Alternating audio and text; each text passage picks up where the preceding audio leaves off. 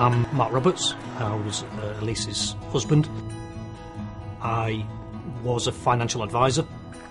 Now do that really for 1 day a week, and the other 4 days are spent raising money for the Christie Hospital in Manchester. I met Elise when I worked for Barclays. She was very focused and she had some fight about her. You know, she was only 5'1", Elise, and with size 3 feet, so she was tiny, but she had a tremendous amount of fight. We saw each other we were together for nearly 10 years before we got married.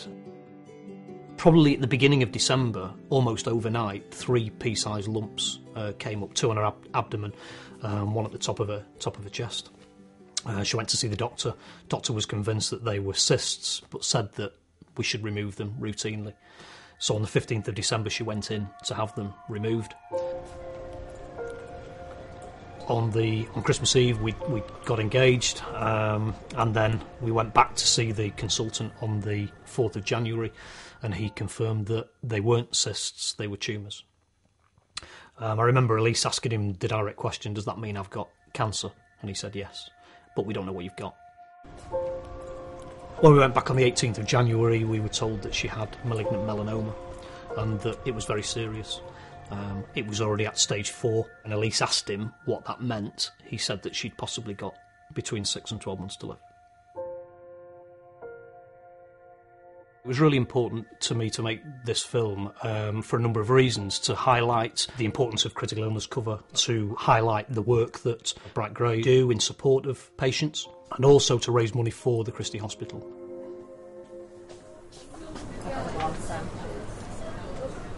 The Christie is a fantastic organisation. It's Europe's leading cancer centre and provides treatment to over 14,000 new patients a year. I think people don't realise that 1 in 3 people will get cancer and 1 in 5 people still die from cancer, and that absolutely anyone can get cancer. You know, you don't have to have been a smoker, a drinker, or not participated in exercise. Absolutely anyone in the world can get cancer.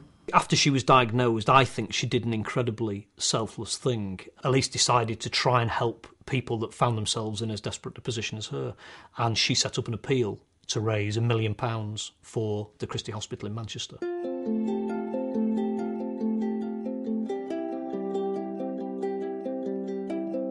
For us, we were very lucky. We had that cover in place. Bright Grey were fantastic. The service they offered was fantastic. Paying the money out quickly helped us immensely. They were, to us, incredible. We managed to get married during that period, which was fantastic, and that gave us a focus. It gave Elise a focus other than her illness, and not to be constantly talking about cancer and hospitals and chemotherapy and treatment. That money enabled us to make the very best of the situation that we were in. Critical illness cover gives you a choice. It gives you a choice. I saw people in the hospital when I was in there with Elise who couldn't afford to stay with their loved ones. And that's a terrible thing. You know, if you've got to leave your loved one behind, especially a child, because you've got to go back to work and you can't afford to be there with your loved one, that's a terrible situation to be in. And the critical illness cover stops you having to be in that position. It gives you a choice. And with me, I was able to take 12 months off and spend all my time with Elise. The Helping Hand service works in whatever way the customer needs it to work. So particularly for Mark and Elise, they were undergoing a lot of treatment and a lot of appointments at different hospitals at that time. It gives you a medical person, somebody who is in contact with you, who will go away and do research for you, who is just there to do exactly what it says, to give you a help and to give you a hand. The Bright Grey Helping Hand service is inbuilt into Bright Grey's policies. The probably misconception is that it is an add-on benefit, but it is part of all of their policies, and it's such a valuable part. The Helping Hand service for her was all about regularity of contact, of emotional support, and somebody who was there for her at whatever, not just for her actually, for her and Mark, whatever time of day and night they needed her. I would like people to see this film and think long and hard about our situation and to put themselves in our shoes and to see whether financially they could cope with that. For me now, I'm fortunate enough, and a lot of that is down to Bright Grey, to be able to spend my life doing something to help people who need help.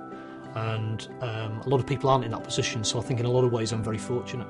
It's come at a huge price because I've lost Elise, and you know, she's not here every day. But I hope that continuing to do what she started, I can continue to help other people that are as desperately poorly as she was, and that going forward will be my driver.